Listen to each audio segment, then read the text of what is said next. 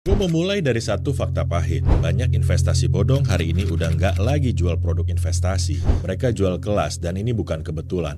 Ini strategi. Coba kita lihat dari sisi pelakunya dulu. Kalau lo mau bikin investasi bodong, masalah paling besar itu apa?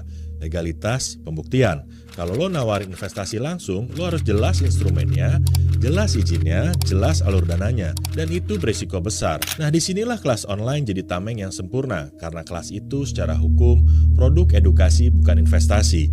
Jadi walaupun ujung-ujungnya duit muter, ada janji hasil, ada iming-iming return, secara formal yang dijual tetap kelas. Ini celah, dan celah ini dimanfaatkan. Sekarang kita bahas, kenapa kelas dan investasi itu kombinasi yang mematikan. Karena kelas itu nggak kelihatan fisiknya, nilainya subjektif, hasilnya nggak bisa dituntut instan. Kalau hasilnya gagal, yang disalahin bukan sistemnya, tapi pesertanya. Kurang konsisten, kurang action, kurang serius, dan anehnya itu kedengeran masuk akal.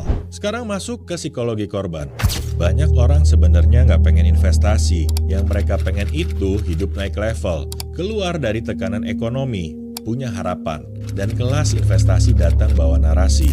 Gua nggak jual investasi, gua ngajarin lo caranya. Secara mental itu lebih aman, lebih rasional, lebih bisa diterima ego. Padahal faktanya uang tetap diminta. Sekarang perhatiin pola yang sering kejadian. Awalnya bayar kelas, belajar strategi, gabung komunitas. Lalu pelan-pelan ada program lanjutan, ada pooling dana, ada copy strategi, ada titip kelola. Awalnya edukasi, ujungnya investasi terselubung. Kenapa korban sering gak sadar? Karena transisinya halus banget. Gak ada satu momen jelas yang bikin orang sadar, oh ini penipuan. Yang ada justru cuma nambah dikit, ini kesempatan, ini khusus member. Dan begitu duit masuk, lo ada di dalam sistem. Sekarang kita bahas, kenapa skema ini laku keras. Karena yang dijual bukan return, yang dijual itu rasa aman palsu. Aman, ini edukasi, aman bukan investasi, aman lo pegang kendali. Padahal kenyataannya nggak semua orang paham materi, nggak semua bisa eksekusi, nggak semua sadar resikonya. Tapi rasa aman itu udah cukup buat bikin orang transfer. Gue mau bahas satu hal penting. Investasi bodong berkedok kelas jarang bohong 100%. Biasanya materinya ada, videonya ada, ilmunya ada, tapi tidak sebanding dengan janji dan narasinya. Dan disinilah jebakannya, karena korban jadi bingung. Ini nipu atau enggak ya?